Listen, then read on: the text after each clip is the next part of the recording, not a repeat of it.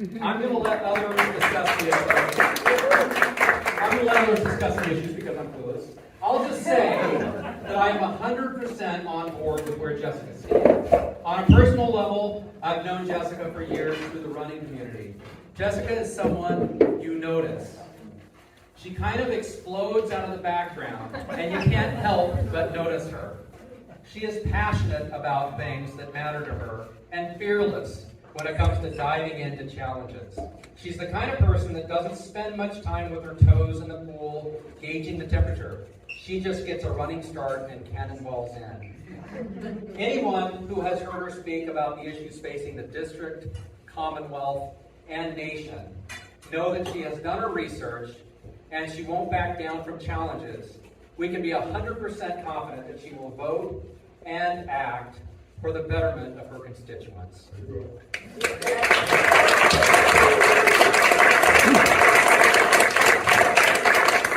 Speaking of ethics, principles, and passion, I'm honored to introduce tonight's guest speaker, Delegate Mike Mullin. Delegate Mullin earned his undergraduate degree from Christopher Newport University and his law degree from the Catholic University of America. As a delegate for the 93rd House District, he has represented residents of Newport News, Williamsburg, James City, and York counties.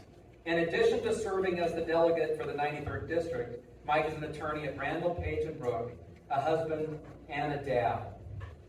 Mike has worked hard to turn his 15 years of experience as a prosecutor and member of the community into meaningful legislative outcomes.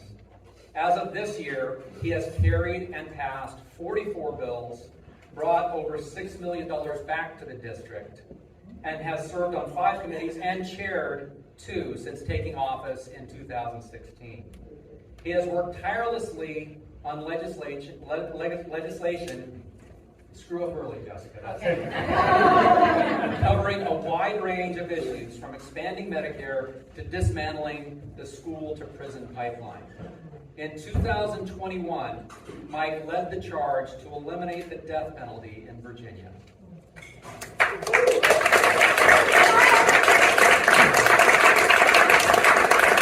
is committed to ensuring that our laws protect our communities and treat all Virginians fairly. While he is not seeking re-election in order to spend more time with his family, he will remain an influential voice on criminal justice issues and in our community. Ladies and gentlemen, Delegate Mike Mullin. In our public schools here in Virginia. I want to tell you how much of an honor and a privilege it is to be here with you all today. We were just in Richmond. Sorry, Amber alert. Oh, you're right. I just got that on my...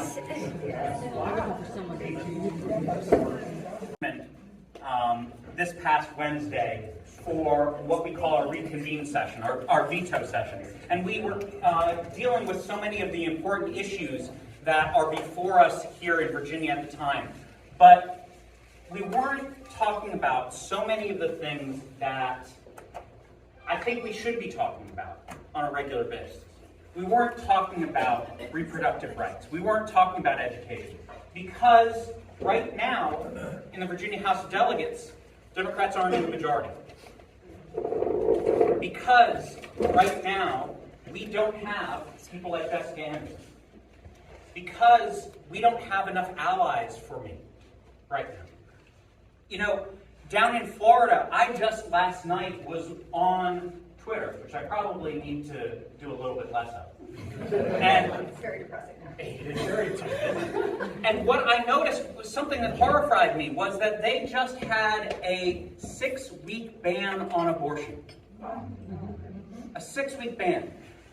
Surrounding states had almost total bans on abortion. So now for 5 surrounding states in the Deep South, there is nowhere you can go if you are a woman who is in need of reproductive health. At this point, Virginia is a bastion. And you know what the reason for that is? Because we have a Democratic Senate. We already have a governor who has said that he will sign a ban on abortion, almost totally.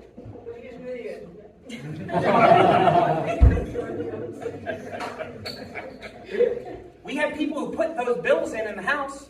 They were just bottled up because the Speaker of the House knew that he didn't want to have that argument.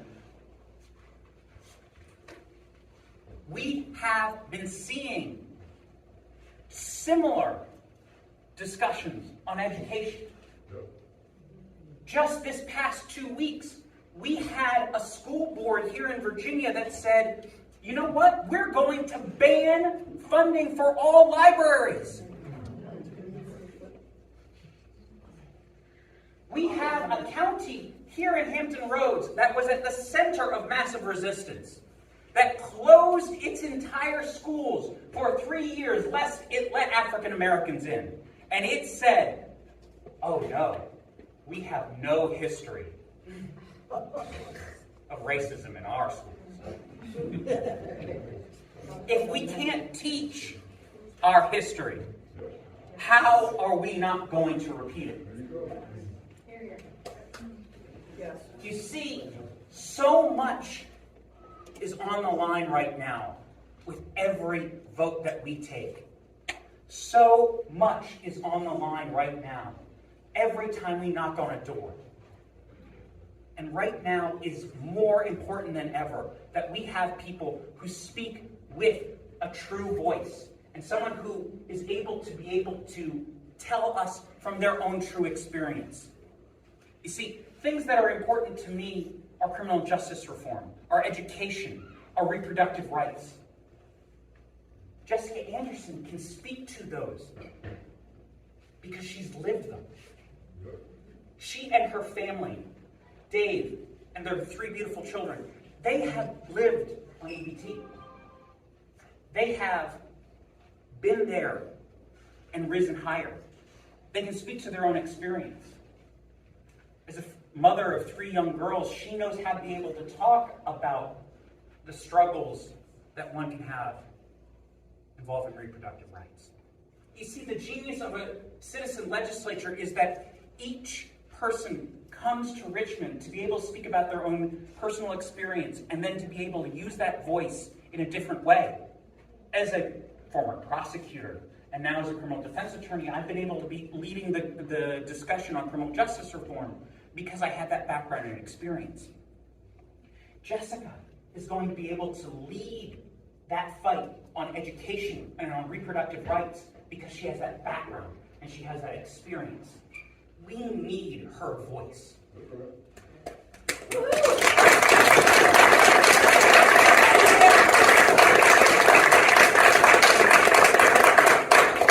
Now, I'm so excited to be able to speak about her. But the way that we do this right now is for everyone in this room to be able to open up the phone and open up the pocketbook. I wouldn't be a politician if I didn't say you need to do it. All right? So there's a little opportunity when you walked in here to be able to make a pledge. So I know that there were normally just a few people who've made a pledge today. I want everybody, by the time that they're done, to make a donation. Okay? Jessica and her staff have made it very easy. You can do it online, you can do it in person, you can donate whatever you have in your pocket. But we need to make sure that she has every opportunity she has to be on the airwaves, to be on Facebook, to be in your mailbox, because we are going up against a candidate that is part of Republican leadership. Okay? Let me put that again. Who is part of Republican leadership. Just got Youngkin's endorsement. And who just got Governor Youngkin's endorsement. That's all right, you got mine. So we need your help. We need your help today. We need your help tomorrow. And every day between now and November. So please, make your donations. Please, start knocking doors. Please, start today, tomorrow, and every day in between. Now, when I talk to you about authentic, progressive voices, we've had help before as well on our board here in James City County. We've had an amazing ally. We've had an amazing friend right here in Jim House. I'd like to be able to introduce him to you now. I'm sort of here on behalf of the committee, the Democratic Committee, Historic Triangle Democrats. as we are now known. I was hoping that Jim Kearney would be here, and I was on a phone call with her earlier today, and I said, "You going to be there tonight, Jim?" She said, "I don't think so. It's a little bit of a far walk from San Diego." I never know where she's at, but I promised her that I would be here to speak for the committee, and the committee is just absolutely thrilled that we are getting good quality candidates like Jessica coming out to run these races. And I got to tell you, I'm in her district. She's got my vote. But what's more important is that I'm going to go out and just hammer everybody I know in the district to vote for her, because we have an opportunity to take on an entrenched incumbent with a candidate who I think can beat her at her own game. I think you can do it. I really do. I'm really impressed. But I want to tell her and all the other folks that the committee is going to get behind these races. We're going to put some committee money into it, but we're going to also get all of our people involved so that we get that next part of it, besides the checkbook, and I brought mine. So check goes right before we go out. But the next thing to do is to pick up the phone and either text or call a bunch of your friends and let them know. Because you'd be surprised how many people don't even know what district they're in, and they don't even know that there's a race this fall. And you got to get them ginned up for this, because it's really, really critically important. Now, I'll tell you, you aren't going to get rich doing this. I've been on the board. Not being rich. Been on the board of supervisors, and I think we gave ourselves a pay raise not too long ago. We're up to about a quarter an hour. And it, like any other job, it will take as much time as you are willing to devote to it. But I can't tell you from the local government standpoint how important it is. Mike knows, because Mike and Monty are the ones we pick up the phone at the local level here and say, "Come on, guys, we got to do something about the school budget. Our teachers need a substantial pay raise. We can't afford, we don't have the money at the local level to give all of it. We've got to get some from the state." And that's where we have to have really good people in Richmond who are willing to listen to what our local issues are and to try to help the local governments out. Also, they've got to listen to you on the major issues that are facing us as we are facing this next election. I think it's very, very doable, very likely that, given the new districts, that we can take back that house. If we can do that, we can put the brakes on them for another 2 years, but it becomes really, really important. We have an election every year in Virginia. Think about it. Every year we have an election. Every one of them counts. Every one of them counts. Now, I did want to take, if you don't mind for just a second, I want to acknowledge a couple of other candidates we have in the room here, because besides the House of Delegates, we have 3 races for the Board of Supervisors in James City County, and we have 3 races for the school board in James City County. And John McGlennon is running. They haven't got anybody who's willing to stand up and run against him. But we have Ruth Larson, who's the incumbent in one of our districts. She's running again. I think she will have an opponent. And I know there's an open seat up in the north end of the county that we're contesting very heavily, and Lisa Ownby is going to be running for that one. But in our school board, we have 2 of those school board candidates here right now. And I wanted to make sure that we let everybody know that you can come around and talk to them. We got Damon and Randy. If you just raise your hand so folks can know that you're candidates, talk to them later on, okay? But that's really, really important for us. So now, the next thing I wanted to do is to find out from the MC as to, they forgot to tell me who I'm supposed to introduce. Not me. Do I need to? No, I thought Mike was doing that. Yes, you're up. Thank you. Glad that I had to follow Mike. I don't like it. Anyways, thank you guys, everyone, for being here tonight and taking time out of your evening and your weekend to kind of celebrate my campaign kickoff. It means a lot. I'm really honored that Delegate Mullin was here tonight. I know I love his support and his politics, and I think everybody in this room speaks for me when I say the last 7 years you have done so much for Virginia and this district, and we are incredibly grateful. Yeah, Mike.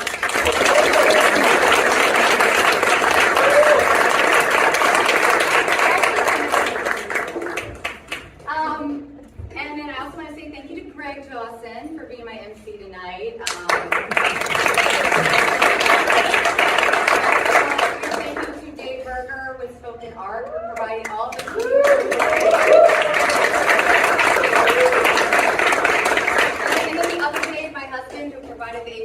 vibrations and alcohol, so you enjoy the speech. And I really wanted to say, unfortunately, I don't think any of them are here, but that have helped me recently, but the Historic Triangle Dems have been amazing, making this process to become a candidate a little easier.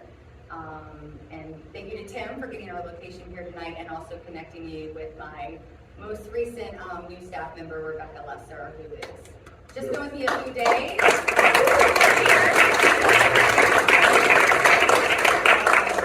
But yeah, I know a lot of you just met me for the first time tonight. Hi! And some of you have kind of been getting to know me over the last several months.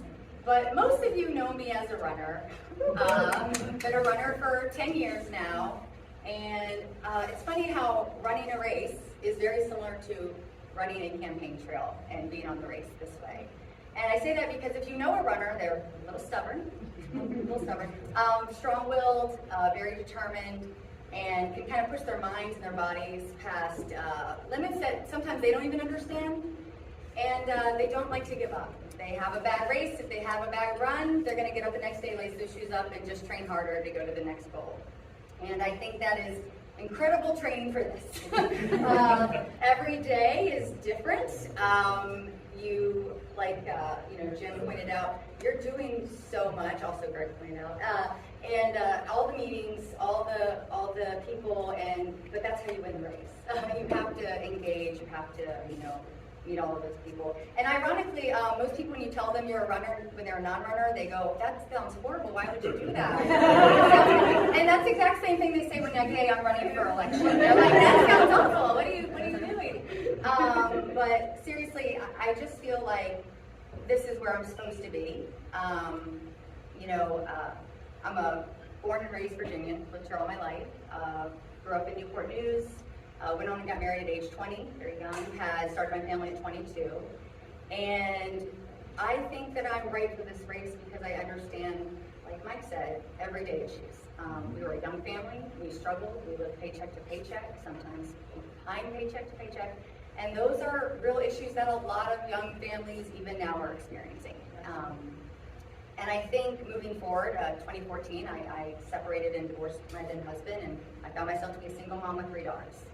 And a whole new burden of financial concerns, and again, like Mike said, I found myself looking for Medicaid, for health insurance for my kids, looking at EBT to put food on the table, make ends meet, returning to the workforce.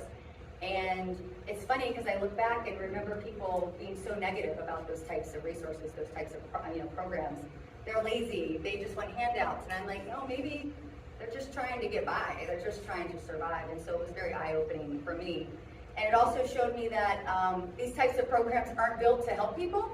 I was very fortunate to meet my now husband, and I'm in a much better financial place, but many people don't have that story.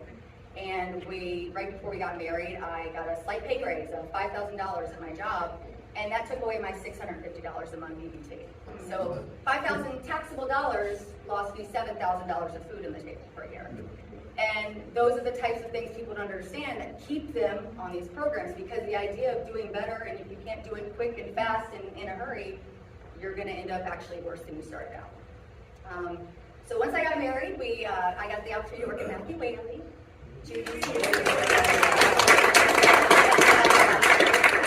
Teachers and staff members here tonight, but I've been there 5 years, and that opened my eyes to a whole nother slew of issues.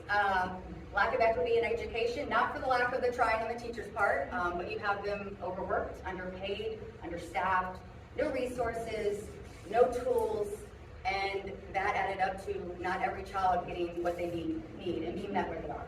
And I was like, okay, well, something else I need to be concerned about. And then COVID happened. Oh my gosh, COVID. And it just showed all the cracks. You saw, food insecurity to families that depended on 1 to 2 meals in our school system every day.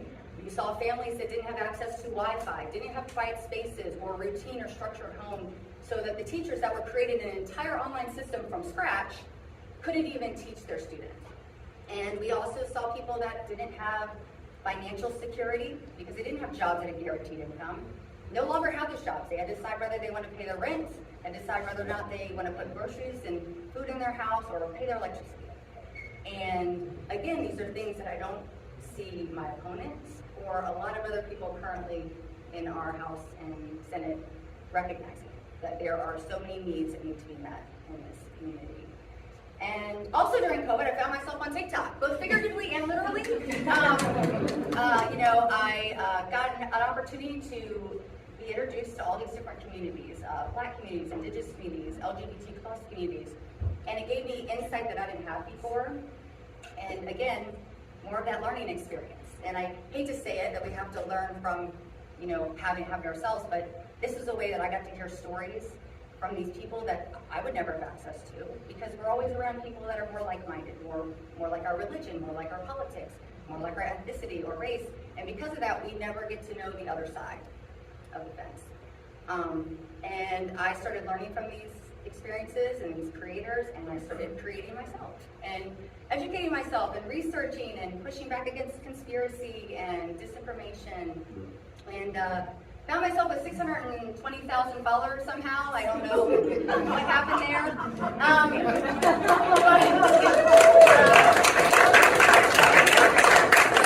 Not only did I get to inspire other people at home to get more involved, speak up, but it inspired me locally. I started going to all the school board meetings. I organized a Facebook group to get families and staff and educators together so we could organize people at those school board meetings and have a voice and show up. Started going to local rallies and rallies in DC for reproductive freedom, taking my daughter because I can't imagine my kids having less rights than me in this state. And, March for Our Lives, and the fact that we, can pass gun bills to tell you can buy and get a tax break for your storage unit. You just don't have to use it. And just seeing another, need over and over and over again. So that experience really led me here.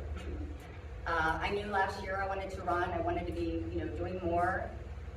Some things happened, and I felt like local and state were a better option. And I'm really thankful that in September I dropped the hammer and I signed up. And I've had amazing support, family, friends, coworkers, everybody here.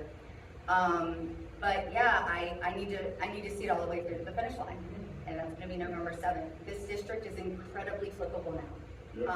All of the city of Williamsburg, most of James City County, which really can go either way, and then a small section of New Kent County, which I resided for 13 years, so I have some roots there. And I think all of that, along with me just being who I am, is enough to turn the sea blue. We do too.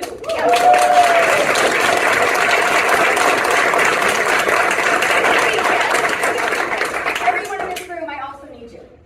Like you said, I need door knockers. I need people that want to host events, whether it be at their home or at a local, business. I need people to make phone calls and write postcards and yes, give money.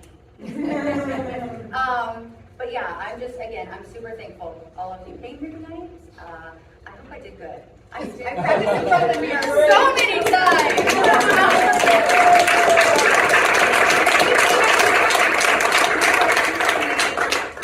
I would gladly take questions, but I know some of you don't know, are literally just meeting me. So if there aren't any, then just eat all the food and drink all the booze. Have all the fun.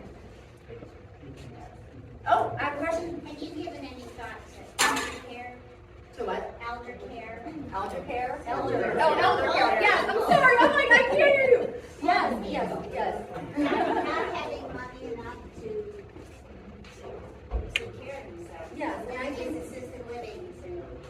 And I think that falls back on even my experience in a different setting, but the same thing, that we're not, the financial lines are not actually meeting the needs. They're not accounting for housing costs, they're not accounting for food costs, they're not accounting for inflation, basically. So we really need to see a shift in the number that you qualify for certain benefits. And we need to see that number go up. Because I just think that with the way things are and the way costs are, it's just not feasible. Yes. So do you think you can get your opponent to debate you? I have every intention of asking, and if she says no, I have every intention of making a press release the next day saying When you go to the League of Women Voters, yeah, I've joined up with them. Yep, I've joined with them, and I intend to ask for a forum. I would welcome a public forum with her, absolutely.